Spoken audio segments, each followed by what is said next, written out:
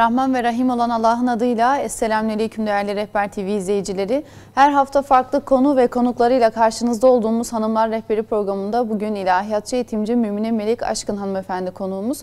Bugün davet bilincini konuşacağız. Güzel ahlakın davete olan katkısını konuşacağız. Ve davet bilinci nasıl oluşur? Güzel ahlakla beraber nasıl fayda sağlar? Bunlara değinmeye çalışacağız inşallah. Bereketli ve bol istifadeli bir program olması niyetiyle Bismillah diyelim. Hoş geldiniz Melek Hanım. Nasılsınız? Hoş buldum. Teşekkür ederim. Sizler nasılsınız? Elhamdülillah bizler de sizleri gördük. Daha iyi olduk. Evet Melek Hanım, davet konusunu konuşacağız. Biliyoruz ki çok gerekli. Emri bil maruf, nehyanil münker Müslümanların üzerine bir görev olarak verilmiştir neticede. Evet. Bu zamanda, bu çağda bu tembelliğin de çok fazla görüldüğüne şahitlik ediyoruz. Yani oturayım, eleştireyim, birileri yapsın, birileri yorulsun, çabalasın ama ben oturayım, izleyeyim diyen kesim de maalesef ki çoğaldı. Tabii bunun nedenini birçok şeye bağlayabiliriz ama hatırlatmış olalım daveti, davet bilincini, tekrardan ne kadar ihtiyacımız olduğu konusuna değinelim istedik. Buradan başlayalım inşallah. İslam'da davetin anlamı nedir? Davet denince biz ne hatırlamalıyız, ne düşünmeliyiz, aklımıza neler gelmeli? Buyurun buradan başlayalım inşallah. Evet. Davet kelimesi bağırmak, çağırmak, nida etmek ve dua etmek gibi anlamlara gelmektedir. İslam'da davet ise İslam dinini anlatmak, benimsetmek ve tatbikini sağlamaktır. Daveti gerekli kılan bazı nedenler vardır. Bunlardan birincisi İslam kişinin iyi yolda doğru, düzgün bir kul olmasını yeterli görmemekte. Kendisiyle birlikte başkalarını da düzeltmesini istemektedir. İkincisi Müslümanların felaket ve azaba uğramalarını bertaraf etmek ister. Üçüncüsü Allah-u Teala Müslümanların kendi aralarında İslam'ın hoş görmediği, İslam'ın uygun görmediği davranışlara göz yummamalarını emretmekte ve göz yumdukları takdirde hepsine birden iyiyi de kötüyü de büyük bir azaba uğratacağını bildirmektedir. Yani kim ne yapıyorsa yapsın, ne haldeyse o şekilde devam etsin diye oturup izlemesi, evet, Müslüman bir bireyin ahlakına, davranışına ve kimliğine yakışmıyor diyorsunuz. Kesinlikle yakışmıyor. Bu üç madde bize davetin ne kadar gerekli olduğunu anlatan maddeler arasındadır. Hatta ilk madde şu an halk arasında çokça söylenen iki atasözünü tamamen reddeder. Birincisi her koyun kendi bacağından asılır. Evet. İkincisi bana dokunmayan yılan bin yaşasın. Müslümanın ahlakında bu tarz düşüncenin olmaması gerekiyor. Yani eğer ben kendim için bir şey istiyorsam, kendi iyiliğimi düşünüyorsam, dünya ve ahiretimi güzelleştirmek için çaba gösteriyorsam o zaman din kardeşim için de bunu istemeliyim.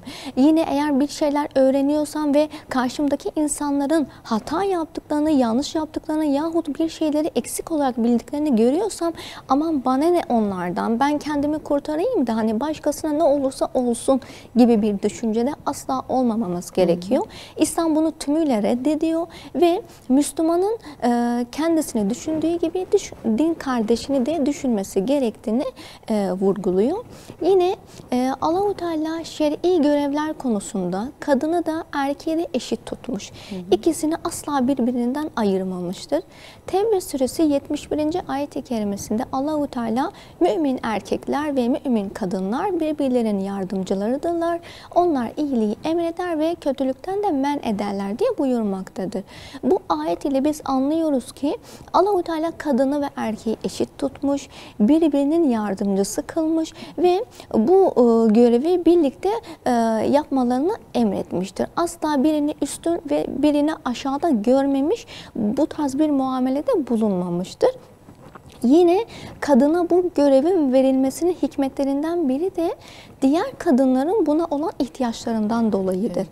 Eğer ki Allah-u Teala bu görevi sadece erkeğe vermiş olsaydı belki de erkek kadının bulunduğu her ortama girip de bu görevi yerine getiremeyecekti. Tebliğ yapamayacaktı. Allah-u Teala bunu bildiğinden dolayı bunu kadına da bir emir olarak vermiş ve kadının da bunu yapmasını istemiştir. Ki kadın da bu ihtiyacını giderebilsin. diye.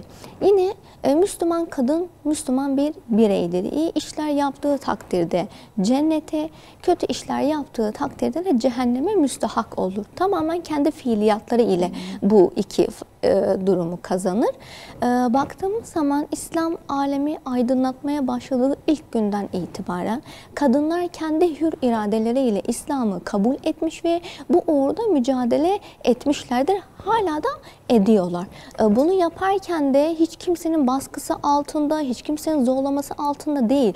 Tamamen kendi hür iradeleri ile yapmışlardır.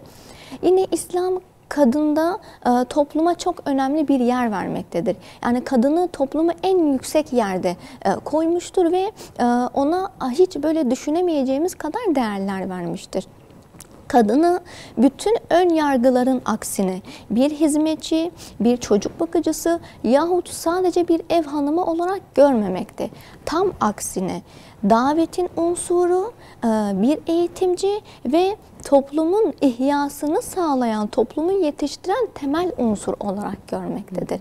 Yani kadın ailenin ve toplumun diğer yarısı, temel unsuru, hatta en önemli direğidir de diyebiliriz. Evet. En önemli direğidir dediğiniz temel unsuru kadın.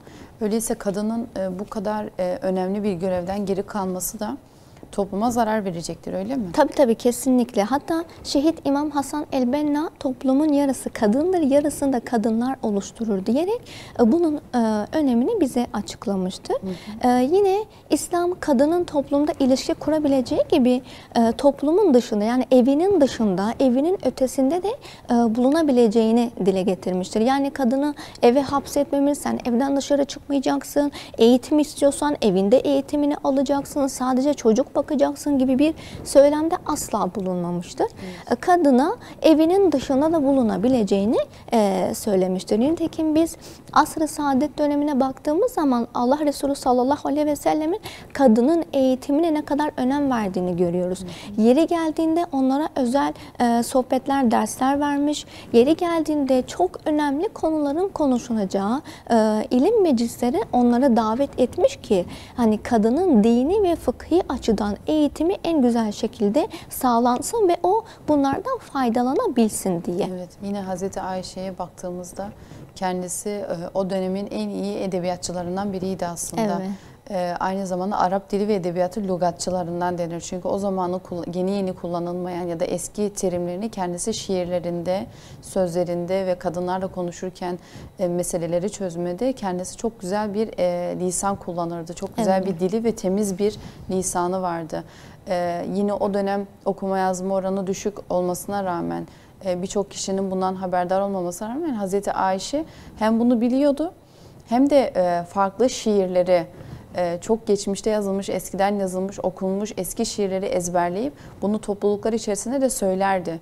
Hatta bir gün toplulukta Peygamber Efendimiz kendisine hadi bir şiir söyle de dinleyelim diye de onun yaptığı işleri beğendiğini, tasdiklediğini aslında ifade ediyor. Evet. Bize en güzel örnek ilim anlatma ve yayma, öğrenme konusunda Hazreti Ayşe öncülük ediyor aslında. Evet, evet, kesinlikle. Bu kadar kitabın, bu kadar ulaşımın rahat olmadığı zamandan bahsediyoruz. Yani çok nadir yazılı eserlerin olduğu, kutsal kitaplar dışında bir kitabın olmadığı bir zamandan bahsediyoruz ama evet, Hazreti Ayşe'nin ilmi donanımı, tarih bilmesi, çok güzel bir tarih bilgisine de sahipti aynı zamanda evet, Hazreti Ayşe. Bu örnek aslında bize şunu gösteriyor. İnsan isterse her şeyi yapabilir. Evet. Yeter ki istesin ve biraz mücadele, biraz azim.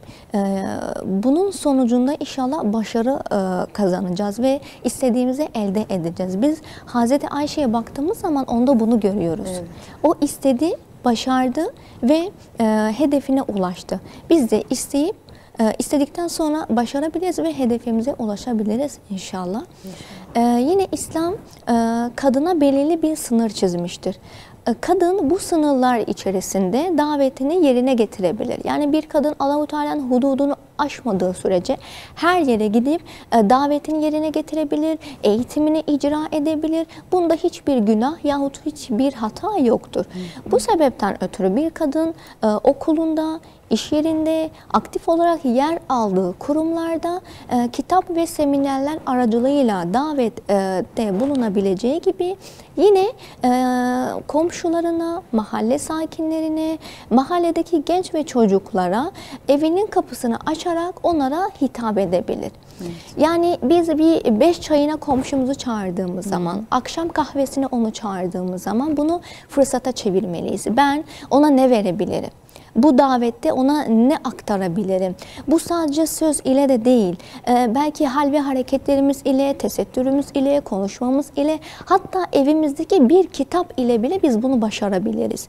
O bizdeki değişimleri gördüğü zaman zaten kendinde bir hata, bir kusur var ise onu ne yapacak? Karşılaştıracak. Ve aslında bizdeki değişimin ne kadar güzel olduğunu, kendisinin hata yaptığını ve bunu düzeltmesi gerektiğini düşünecek. Biz ona bu hissiyat verebiliriz.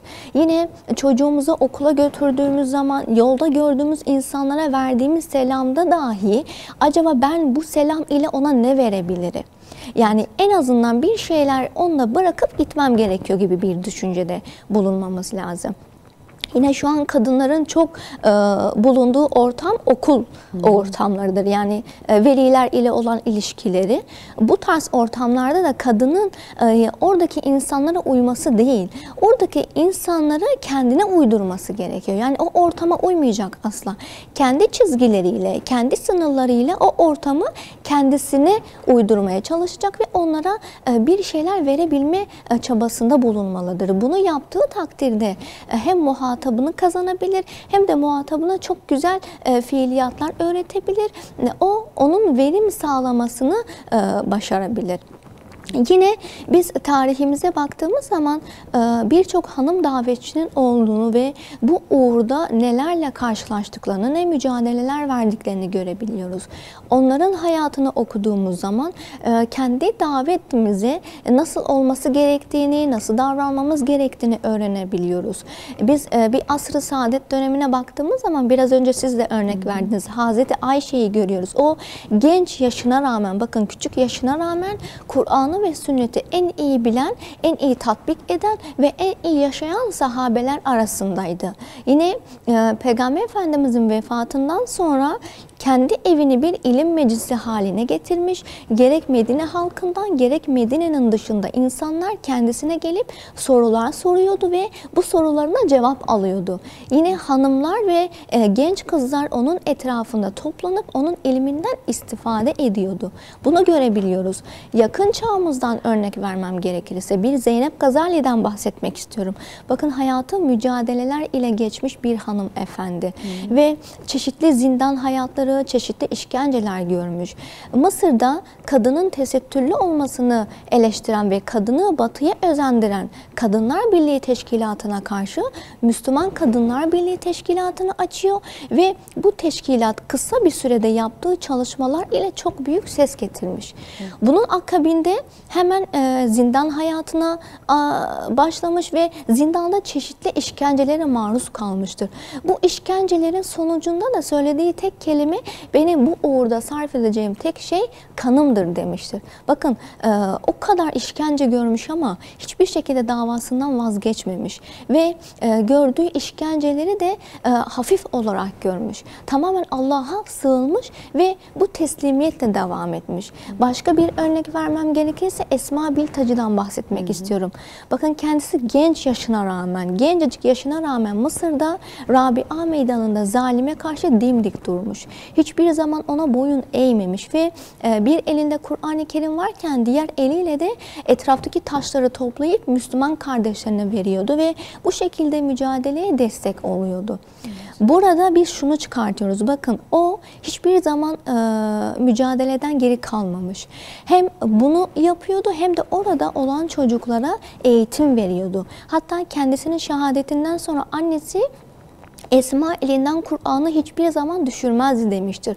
Bakın Kur'an ile hemhal olan hayatların olduğunu görebiliyoruz. Biz onlara baktığımız zaman günümüzün hakiki anlamda içi boşaltılmış, hakiki kavramlarını yitirmiş o güçlü kadın vasfını onlarda çok net bir şekilde görebiliyoruz.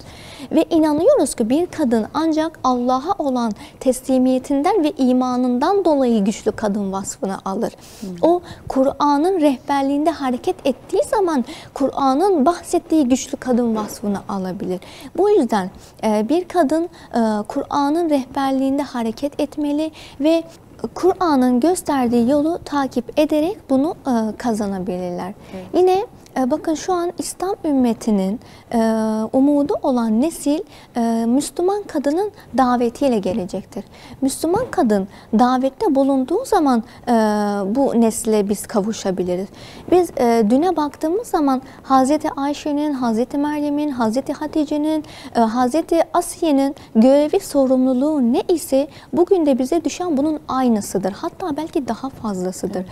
Çünkü şu an zamanımıza baktığımız zaman geçmişte helak olan kavimlerin helak olunmasına sebep verdiği durumlar maalesef günümüzde hepsi mevcut.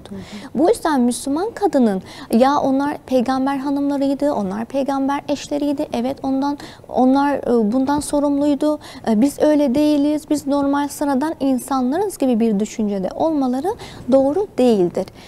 Onlar gibi bizlerin de mücadele etmesi gerekiyor. Sorumluluğumuz aynı, yükümlülüğümüz aynı. Bulunduğumuz zaman o kadar şiddetli, o kadar çetin bir zaman ki bu yüzden bizim çok iyi bir şekilde bu zamanda mücadele etmemiz gerekiyor. Yine teslimiyetimiz Hazreti Hacer'in teslimiyeti gibi olmalı. Bu şekilde olduğu zaman bizler güzel işler başarabiliriz.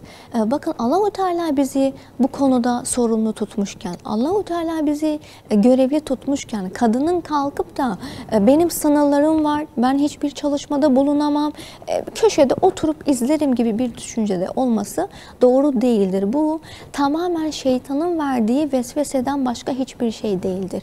Bu yüzden bir kadın kalkıp sirkelenmeli, kendine gelmeli, İslami davete sımsıkı sarılmalı, İslam ahlakıyla ahlaklanmalı ve bu şekilde mücadele etmelidir. Ben ne yapabilirim davasına düşmeli aslında. Yani bu İslam davası için ben ne yapabilirim? Müslüman bir birey olarak, bir kadın olarak ne yapabilirim? Bir anne olarak ne yapabilirim evet. diye. Herkes gücü nispetinde bir şeyler yaparsa zaten bu şekilde daha verimli şeyler olacaktır. Herkes seminer veremez, belki herkes yazı yazamaz, belki herkes konuşma yapamaz, herkes her işi yapamayabilir. Herkes hocalık yapamaz ama herkesin muhakkak yapabileceği bir şey vardır. Kesinlikle. Kimisi öğrencilere yemek yapar, kimisi arabayı sürer, yani kimisi o derneği temizler, o camiyi, o mescidi temizler, kimisi öğrencilerle diyaloğu kuvvetlidir, onların halinden, dilinden anlıyordur, gençlerle evet, ilgilenir, evet. kimisi kadınlarla ilgilenir, kimisi çok küçük çocuklarla ilgilenir. Yani muhakkak aslında İslam davası içerisinde alabileceği bir görev, kendine oluşturabileceği bir alan muhakkak vardır. Ama oturup izlemek, yapılan şeyleri eleştirmek, beğenmemek, yetersiz görmek, bu birazcık da insafsızca bir davranış değil midir hocam? Yani tabii. Oturup birilerinin yapmaya çalıştığı, birilerinin yüklenmeye çalıştığı İslam davasında işte şunu da yapın, yapsanız, bunu da yapsanız, bunu yaptınız böyle oldu. Yani bu biraz daha yolu daha da taşlandırmak aslında. Evet. Yüke daha çok yük bindirmek oluyor. Halbuki işte ben ne yapabilirim diye mesaj atsa, ben ne yapabilirim diye arasa, ne kadar gönüllere su serpeceğinin farkına varsa evet. aslında evet. işler daha hızlı, daha profesyonel, daha rahat ilerleyecek aslında. Evet. Yük mü alıyoruz? Yük mü bindiriyoruz? Bunu aslında gözden geçirmemiz gerekiyor. Kesinlikle. Birkaç gündür ben de bu da zihnimde yani bir şey hakkında yorum yaparken, eleştirirken ya da bir şeyler yaparken biz yük mü alıyoruz? Birilerinin mücadelesine, İslam davasındaki mücadelesinden yük mü alıyoruz yoksa onlara yük mü bindiriyoruz? Evet. Bunun farkında olmamız gerekiyor. Gerçekten yolu açan, yükü yüklenen Müslüman kadınlara ihtiyacımız var. Kesinlikle. Şu dönemde buna ihtiyacımız var. Evet, çok güzel bir yere gerçekten bastınız. Bu tarz düşünen, üreten ve İslam ümmetin derdiyle dertlenen hanımlara ihtiyacımız var. Dediğiniz gibi yani illaki hitabetinin çok kuvvetli olması, bilgisinin çok kuvvetli olmasına hiçbir ihtiyaç yok. Yeter ki istesin. Evet. Ufak bir şey, yani şu bardağı şuradan almayı istesin, bu bizim için çok büyük bir şey. Evet. Çünkü bizim buna ihtiyacımız var. Yeter ki ben sizinle birlikte yürüyeceğim diyebilsin. Evet. Yeter ki ben üretmek istiyorum. Ya ne olabilir? Şu gençlerin, şu kadınların, şu çocukların halini biz nasıl düzeltebiliriz diye düşünsün. Bunun için yani yüzlerce, binlerce ciddi kitaplar okumak değil. Sadece ümmetin derdiyle dertlenmek ve ümmetin o yarasını gerçekten hakiki anlamda kalbinde hissetmek. Evet. Bunu yapabilen bir hanımefendi çok güzel bir davetçi olabilir. Evet, çünkü en ufak gördüğü bir iş bile aslında çok büyük bir şeydir. Evet. Hem Allah-u Teala katında hem insanlar katında. Çünkü o yük alacak, yükümüzü hafifletecek, yük olmayacak bize. Evet. İşte bu şekilde düşünen hanımefendilere ihtiyacımız var bizim. Kesinlikle. Daveti yapan davetçinin ahlakı nasıl olmalıdır diyeceğim, evet. Ama zaten güzel bir ahlaka sahip olmayan kişinin güzel ahlaktan bahsetmesi, davetten bahsetmesi, ibadetten bahsetmesi, insanların anlayışlı, güzel ahlaklı, sabırlı vesaire diye böyle anlatması birbiriyle çelişkili olacaktır. Kesinlikle. Önce kişi güzel ahlakı kendinde barındıracak ki insanlara güzel şeyler anlatabilsin, etkili olsun. Bir kere. Çünkü ben hiçbir kimsenin davetçi güzel ahlaka sahip olmadığı halde güzel ahlaktan bahsettiği insanların onu dinleyeceğini zannetmiyorum. Ya da ona kulak asacağını, hayatlarına bir şeyler katacağını zannetmiyorum. Bu ikisi arasında nasıl bir diyalog olmalı? Tabii ki kuvvetli bir bağ olmalı ama bu nasıl yapılabilir? Buna değinelim aslında. Güzel ahlaka bir davetçi nasıl sahip olabilir? Olabilir, ümmetin derdiyle dertleniyordur ama kendinde bazı hatalar, kusurlar vardır. Çünkü insanız, hepimizde muhakkak hatalar vardır ama bir davetçiye yakışmayacak belki hatalar, kusurlar vardır. Evet. Bunları düzeltme yolunda neler yapabilir, nasıl düzeltebiliriz ya da bunlar hangi ahlaki bozukluklar bir davetçide olmamalıdır diye bir giriş yapalım. Buyurun. Evet. Dediğiniz gibi güzel ahlak üstün bir fazilettir ve herkes için gereklidir. Ama bir davetçinin olmazsa olmazından biridir. Çünkü İslam davetçisinin yeterliliği İslam ahlakıyla çok ciddi bir alakası vardır.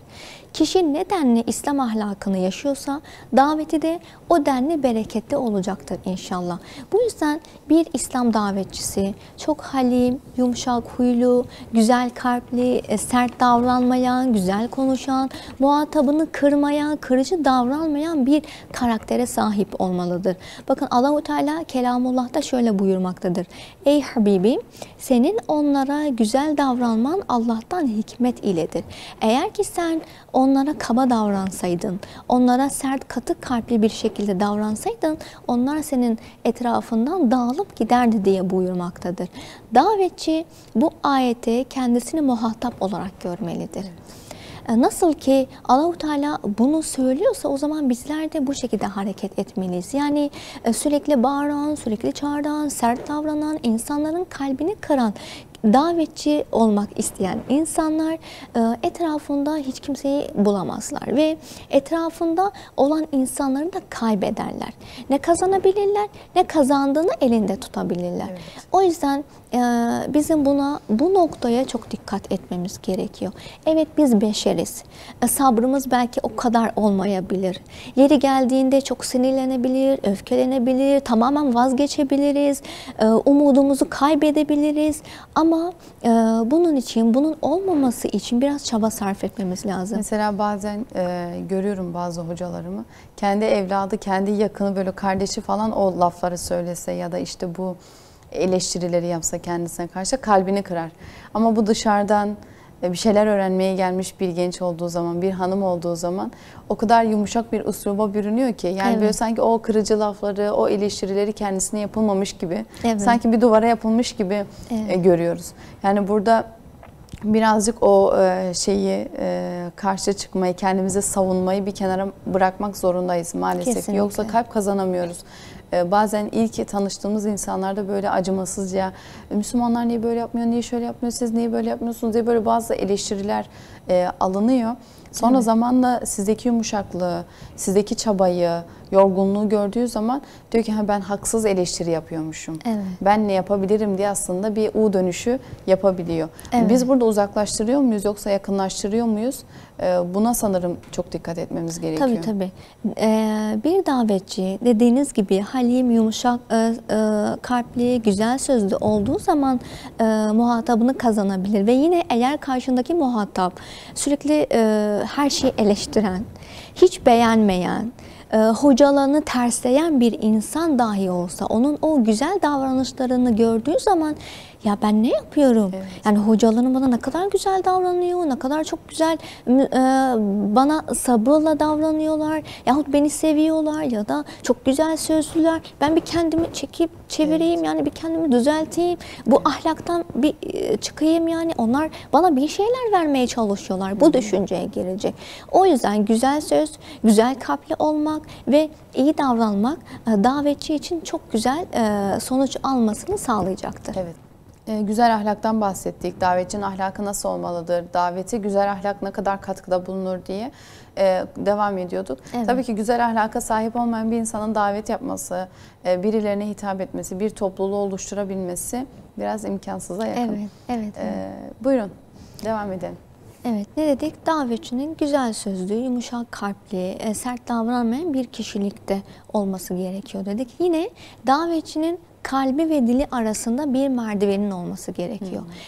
Söylediği her bir sözü, her bir basamağa geldiğinde durup bir düşünmesi lazım. Bu söz yerinde mi, zamanı mı, söylediğimde ne kaybedeceğim yahut ne kazanacağım?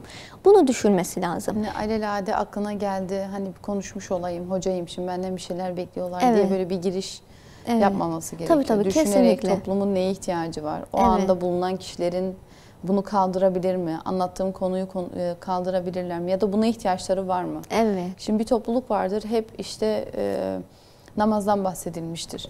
Gidip davetçinin orada yine namazdan bahsetmesi, o insanlarda bir bıkkınlığa, bir uzaklığa, zaten her gittiğimizde aynı şeyi konuşuyorlar. Zaten namaz kılıyoruz diye uzaklaşmalarına belki sebep olabilir. Bu konuda toplumu birazcık okumak, gözlemlemek çok önemli. Evet, değil mi? toplumu analiz etmemiz gerekiyor. Evet. Bulunduğumuz topluma çok dikkat etmemiz lazım. Yani neye ihtiyaçları var? Ben onlara ne verebilirim? Eğer ki bir toplumda kardeşlik duyguları yok ise, yani tamamen birbirlerine kindar bakan, birbirlerinden nefret eden, birlik ve beraberlik ruhunun olmadığı bir toplum ise, benim kalkıp onlara hiç ihtiyaçlarının olmadığı bir konu, yani zekat konusunu anlatmam onlara hiçbir fayda sağlamayacaktır. Çünkü zaten onların eksik olduğu bir durum var, eksik olduğu bir konu var. Benim onu vermem gerekiyor. Bu yüzden davetçinin iyi analiz etmesi ve muhatabına ne verebilirim, ne anlatırsam o bunu alır ve güzel verim kazanır gibi düşüncelerde bulması lazım. Yine söylediği sözlere çok dikkat etmesi lazım. Belki söyleyeceğimiz bir söz tarih olabilecek bir söz iken, söylediğimiz yer ve zaman ona uygun bir zaman olmadığı için o söz hiçbir şekilde tarih hükmünü almaz ve uçar gider. Ama eğer biz yeri ve zamanı geldiği zaman o sözü söylediğimiz zaman muhatabımızın ne kalbinden ne de aklından asla silinmez. Çünkü o onun için artık tarih olmuş bir sözdür. Bu yüzden davetçinin buna çok dikkat etmesi gerekiyor. Yine İslam ahlakıyla ahlaklanan bir davetçi İslam ahlakının getirdiği birçok faydayla da karşı karşıya kalacaktır. Çok fayda görecektir bundan. Evet. Peki güzel ahlak davete nasıl fayda sağlar? Bunu konuşalım inşallah. Evet. Öncelikle bunu birkaç maddeyle inşallah sıralayacağım. Birincisi derin bir iman sahibi olmasını sağlar. Siz de biliyorsunuz ki her işin başı derin bir iman, sağlıklı bir imandır. İman olmadığı zaman yapılan hiçbir amelin de geçerliliği yoktur. Güzel ahlak kişinin derin, hakiki, sıhhatli, sağlıklı bir iman sahibi olmasını sağlar. İkincisi taat ve ibadette süreklilik kazanır. Üçüncüsü ihlas ve samimiyet sahibi olmasını sağlar. Bakın her işin başı samimiyettir. Eğer ki bizler samimi olmazsak, karşımızdakine samimiyetimizi göstermezsek hiçbir kazanç elde edemeyiz. İstediğimiz kadar söyleyelim, istediğimiz kadar yapalım ama samimi değiliz. Karşımızdaki muhatabımız bu samimiyetimizi görmüyor. Tamamen böyle bizi işte öylesine söyleyen, öylesine davranan insanlar olarak aklında kaydediyor. Ama çabamızı, samimiyetimizi, isteğimizi gördüğümüz zaman bize olumlu sonuçlar verebilir bu davranışlarımız. Ne dedik? Üçüncüsü ihlas ve samimiyet dedik. Bunu kazandırır bize. Dördüncüsü haya sahibi olmamızı sağlar. Karamsarlık ve ümitsizlikten tamamen uzak olmamıza vesile olur. Yine dünyaya aşırı düşkünlükten uzak durur bir davetçi. Çünkü bilir ki dünya hayatı geçici ve ahiret hayatı ise kalıcıdır. O yüzden dünyayı değil de ahiretini güzelleştirebilmek için bir takım çalışmalar yapması gerektiğini bilir ve bu şekilde hareket eder. Yine lüks ve konfordan uzak sade bir hayatı tercih eder. Sorumluluk bilinciyle hareket eder. Yani nasılsa biri yapar, ben yapmasam da olur, bir köşede oturayım demek değil de eğer o işin ehli isem ve o işi yapabilirsem o zaman benim kalkmam lazım. Yani kimseyi beklemem gerekmiyor. Ben yapabilirim. Buna ihtiyaç var şu an. Bu işi yapabilecek bir bireye ihtiyaç var. Ben yaparım, ben ederim diye kalkıp o işi alması gerekiyor. İşte bu bilinçle olur. Kendini bu konuda geliştirmeye çalışması, çabalaması. Evet. Şimdi genç hanımlar da izliyorlar bizi. Kitap okumayan, kendini geliştirmeye yolunda gayret etmeyen bir hanımın, bir gencin davet yapması da imkansızdır. Kesinlikle. Ne anlatacak? Yani bir ilim yoksa, bir bilgi birikimi yoksa, kendini geliştirme gayreti, ilmi olan bir aşk yoksa ne anlatabilir ya da topluma ne verebilir? Bunun muhasebesini yapmamız gerekiyor. Evet. Hiç vaktim yok diyen insan bile yatmadan önce bir 15 dakika bir ilim kitabıyla meşgul olsa, onun üzerine yoğunlaşsa, bu bir tefsir olur, bir fıkıh olur, bir risale olur, peygamberler tarihi olur, yani sahabe hayatları olur. Hangisine yoğunlaşırsa o alanda uzmanlaşır. Neticede insan bir ay aynı kitabı okusa ya da bir yıl aynı konuyla hemhal olsa, sürekli onun üzerine çalışsa, onun üzerine artık ihtisas sahibi olacaktır. Evet, evet, yani kesinlikle. Ben konuşamıyorum, ben bilmiyorum, ben sizin gibi değilim, ben hocalarım gibi değilim deyip bu tembelliğin arkasına sığınmayalım. Evet. Onu demeye çalışıyorum. Evet, bu da bir tembellik aslında. Tabii çünkü ki. Gençsin, hala enerjin var, hala bir şeyler yapabilirsin, hala vaktin varken, hala önünde fırsatlar varken ben yapamam, ben hocalarım gibi değilim, ben nasıl anlatayım, ben nasıl yapayım demek bence yeni bir tembelliğin arkasına sığınmak oluyor. Kesinlikle. Hatta bir iki gün önce yakın zamanda bir kardeşimiz geldi. Hocam ben gençlerin halini görüyorum ama ne yapabilirim? Çok böyle ne diyeceğimi bilmiyorum, nasıl hareket edeceğimi bilmiyorum. O kadar böyle utana, sıkıla bir durumdayken bunu sordu ki ondaki aslında o dertliliği gördüm. Evet, dertleniyor ama yapamıyor. Ne yapacağını bilmiyor. Evet. Yani hocam diyor çekiniyorum. Hı-hı. Anlatmaya çekiniyorum, konuşmaya çekiniyorum. Ne tepki alacağımı bilmiyorum ve anlatmıyorum. Ama diyor benim kalbim acıyor. Ben ondaki bu durumu gördüğüm zaman kızım dedim sen anlatabilirsin. Hı-hı. Okuyarak, öğrenerek biraz cesaret. Biz cesaretlendiğimiz zaman istediğimizi yapabiliriz. Hı hı. Ama çok içe kapanık olduğumuz zaman istesek dahi yapamayız. Biraz cesaret, biraz güven ve ne yapmak istediğimizi bilmeliyiz. Ve yapmak istediğimiz şeyle de ilgili bilgi sahibi olmalıyız. Bu yüzden çok okumalıyız. Özellikle de gençler bunu yapabilir. Bakın zaten kişi gençlik döneminde ne yaparsa yapar. En güzel vakitini o zaman değerlendirebilir. Yani okuyabilir, gidip öğrenebilir yahut sürekli haftada bir kitap bitirebilir. Bunu ilerleyen yaşlarda belki yapamayacak. Evet. Belki haftada bir değil de ayda bir kitap bitirebilir. Yani gerçekleri konuşalım. Neticede çocuk sahibi olduktan sonra ya da çocuklar sahibi olduktan sonra gençlikteki kadar boş vakit ya da sağlam kafa, teşkilalsiz bir ortam bulma imkanı zorlaşıyor. Kesinlikle. Zamanla. Hani bazen böyle 2 sayfayı okuyorsun ama ne okuduğunu bilmiyorsun, tekrar başa sarıyorsun. O esnada su, yemek, acıktım. Yani bir sürü şikayet de geliyor sana. Evet. Akşamki yemeği düşünmek zorundasın, gelen misafir düşünmek zorundasın. Bir sürü şeyle beraber bunu yürütmek zorundasın. Evet. Ama gençken, yani bekarken diyelim, bekarken böyle bir sorumluluk varsa da evlilikteki kadar çocuk sahibi olan kadın kadar değildir. Evet. Onun için kıymet bilelim. Yani Kesinlikle. biz bekarken bize hocalarımız söylerdi, işte bu zamanın kıymetini bilin. Hani 2 saat okuyorsan 3 saat oku, 3 Evet. saat okuyorsan 4 saat oku. İleride iyi ki okumuşum, iyi ki yapmışım. Bak şimdi yapamıyorum eskisi gibi diyeceksin Evet. diyorlardı. Biz de diyoruz ki ya o zaman da buluruz bir yolunu, yaparız, ederiz ama gerçekten ciddi anlamda bu bir gerçek. Yani bu öylesine söylenmiş bir söz değil. Hocalarımız haklıymış. Evet, Bekarken yaşayarak yaptığınız, görüyoruz. evet, bekarken o gittiğiniz seminerler, konferanslar, kurslar, dil öğrenmek için gittiğiniz eğitimler, okullar, hepsi evet o zamanın bir birikimi oluyor ama evlilikte veya çocuk sahibi olduğumuzda bunlar inkar etsek de hayır yapabiliriz desek de yarıya düşüyor. Evet. Hayat şartlarından ötürü bir yarıya düşüyor. Evet. Onun için muhakkak o enerji, gençlik enerjisini ilim yolunda, kendini geliştirme yolunda harcamamız gerekiyor. Şimdi Evet. bakıyorum mesela üniversite okumuş, evli, çocuk sahibi, özgüveni hala oturmamış. Toplumda bir şeyler anlatabilme özgüveni hala oturmamış. Bunu işte bekarken, daha çok gençken yapmaya gayret etmeliyiz. O özgüven için, o hitabet dersi mi alırsın, artık toplumsal özgüven için başka dersler mi alırsın? Diksiyon dersi mi alırsın?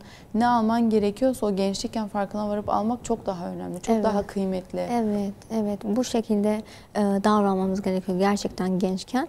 Dediğiniz gibi çocuk sahibi olduğunda, evlendiğinde bu şekilde belki bu kadar çok yapamayacak. Yani Yine o yarıya yapar, düşecek. yine Yapar yapan yapıyor. ama yarıya Evet. düşecek bu. Evet. Bu yüzden bunu bilelim ve bu şekilde hareket edelim. Biz gençken ne yaptıysak bize kar. Gerçekten. O yüzden gençlik zamanımızı en iyi şekilde kullanmalıyız. Yani her günümüzü dop dolu kullanmalıyız. Ve ilerleyen zamanlarda ya ben ne kadar güzel günler görmüşüm, ne kadar güzel yerlere girmişim de aslında bunun kıymetini anlayamamışım. İyi ki de gitmişim o ortamlara, iyi ki de o ortamlarda bulunmuşum, iyi ki o eğitimleri almışım diyeceğiz. O iyi kilerimiz olsun, keşkelerimiz olmasın. Bunun için çabalamamız gerekiyor. Sonuncu maddemiz ise davetçi İslam ahlakıyla ahlaklandığı zaman temel ilke ve prensiplerinden asla taviz vermez. Çünkü o bilir ki taviz verdiği zaman taviz tavizi doğurur. Bakın biz en ufak bir şeyde ay ne olacak ya teyzem hatırına, kuzenim hatırına, annem hatırına hani yapayım bir şey olmaz. Bir kerecik tavizden bir şey gelmez dediğimizde ve kırmızı çizgilerimizden taviz verdiğimiz zaman bilmeliyiz ki o taviz tavizi doğuracak. Çünkü sürekli bir şey olmaz yani bir kereliğine diyeceğiz ve bunun arkasına saklanacağız. Yine o verdiğimiz taviz de ilerleyen zamanlarda karşımıza olumsuzluklar çıkararak çıkacak. Bunun bilincinde olmamız gerekiyor. Şu an biz batılda mücadele eden insanları gördüğümüz zaman bakın onların davası batıl. Bizimki hak. Onlar asla taviz vermez. Annesi, kardeşi, teyzesi ne olursa olsun. Hayır. Benim düşüncem bu. Ya bana uyarsınız, uymuyorsanız da siz bilirsiniz. Bu şekilde hareket ederler. Bizim davamız hak iken biz kalkıp ilkelerimizden, prensiplerimizden, kırmızı çizgilerimizden taviz verirsek bu doğru olmaz. Bizim de taviz vermememiz gerekiyor. Çünkü zaten biz birilerine bir şeyler verme çabasındayız. Taviz verdiğimiz zaman karşımızdaki diyecek ki aa şuna bak taviz vermiş demek ki onu yapabiliyor. Yapabiliyorsa ben de yaparım. Kalkıp da ben ona işte o işin yanlış olduğunu artık anlatamam. Çünkü zaten onu ben de yapmışım. O yüzden temel ilke ve prensiplerimiz konusunda, kırmızı çizgilerimiz konusunda çok dikkatli olmalıyız. Hayır asla taviz vermemeliyiz. Bu konuda gerekirse etrafımızı güzel bir şekilde yani taviz vermemizi istiyorlarsa onlara güzel bir şekilde bunun uygun olmadığını, bu şekilde davranırsak hata yapmamız yapacağımızı söylememiz ve bu konuda diretmemiz gerekiyor. İşte İslam ahlakı kişiye bu faydalarla birlikte güzel bir davetçi olmasını sağlar. Bunları öğrendiği zaman davet bilinci de oluşur kişide ve bu davet bilinciyle davetini icra etmeye başlar. Tam da sorumuzun üzerine bu cümleleri kullandınız. Peki davet bilinci nasıl oluşur?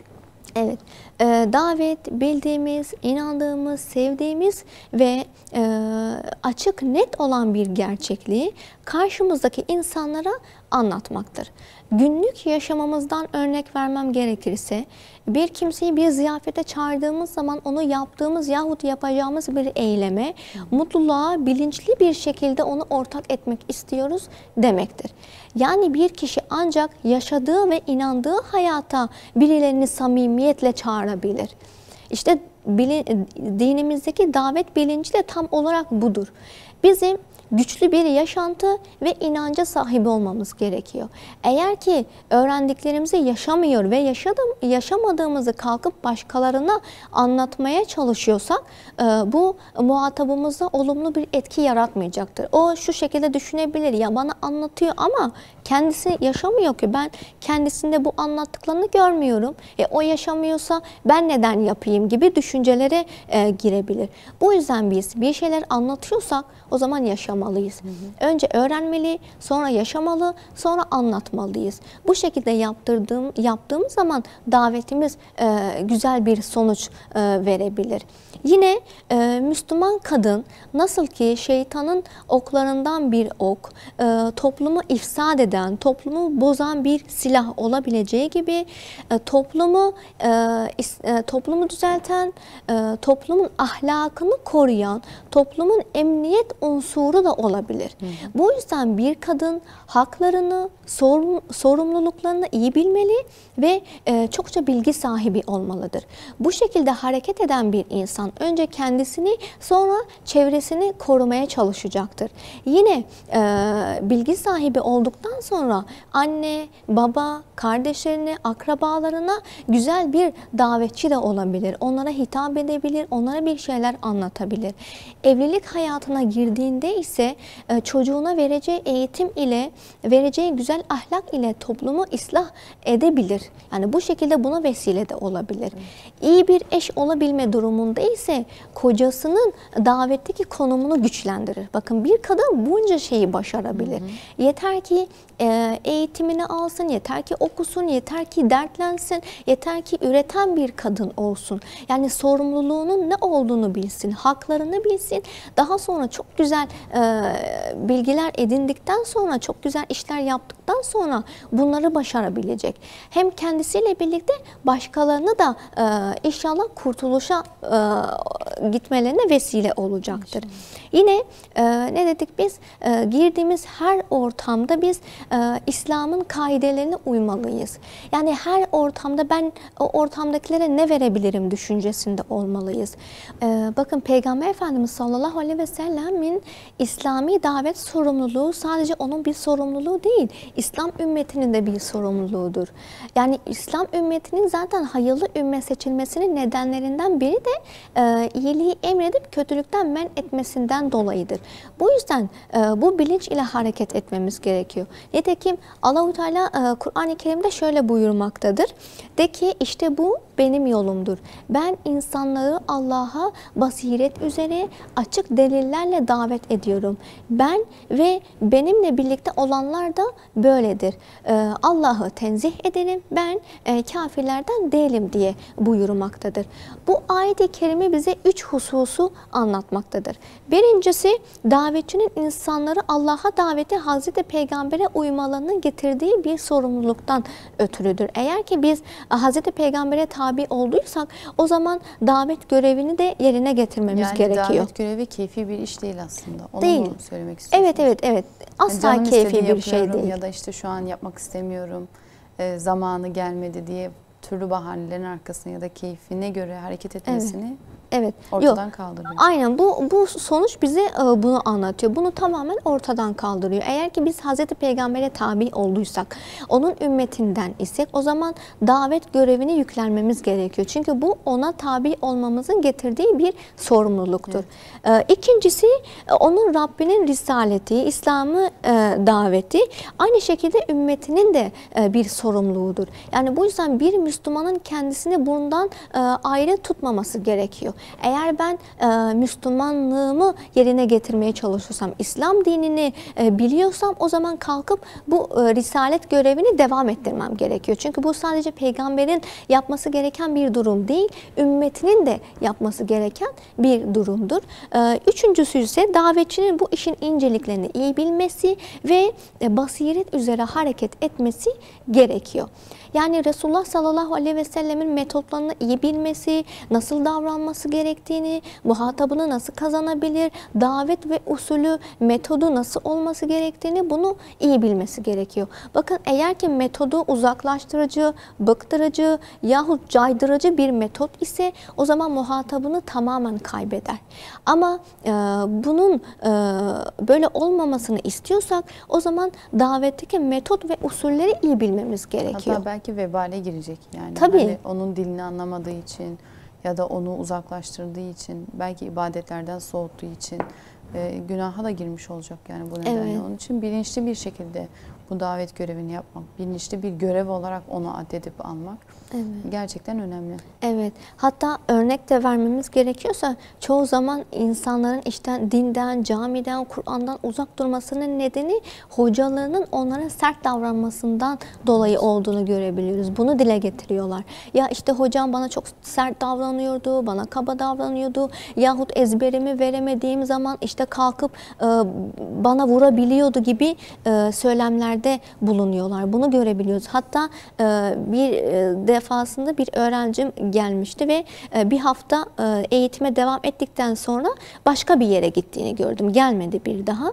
2-3 haftadan sonra baktım tekrar geldi ve sordum neden hani gelmedin, ne oldu? Hocam dedi işte mahalledeki bütün çocuklar başka yere gidiyordu. Ben de oraya gittim. Ama dedi orayı beğenmedim. Neden? Ne oldu da hani orayı beğenmedin? Hocam hocalarımız çok bize sert davranıyorlardı. Ben mesela bir gün dersimi vermediğim zaman işte kalkıp bize bağırıyorlardı ve bu benim üzerimde çok kötü bir etki yarattı. Ama burada bunu görmüyoruz ve bu yüzden buraya geri geldim. Evet. Bu beni çok mutlu etti. Bir yerde de üzdü. Mutlu etti çünkü demek ki biz o öğrenciyi kazanabilmişiz.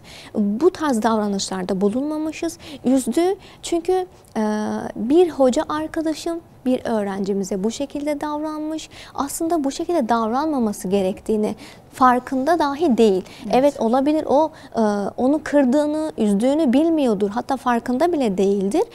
O bu şekilde hareket etmiş. Hani kızayım da korkusu belki bir dahakine dersine çalışır da gelir diye. Ama bu şekilde olmaması lazım. Ama biz İslam dininin hizmetkarlarız, bekçileri değiliz. Yani evet. insanlara kızmak, insanların bu hatayı yapmalarının hesabını sormak bizim haddimize değil. Evet. O Allah'la kul arasında biz ne derece çabalıyoruz, ne derece hizmet ediyoruz bu İslam davasına. Evet. Allah'ın dinine ne derece hizmet edip yoruluyoruz. Bizim derdimiz burayla olmalı. Yani ne kadar çabaladığımız, ne kadar yorulduğumuz, ne kadar gayret etmemizle ilgili olması gerekiyor.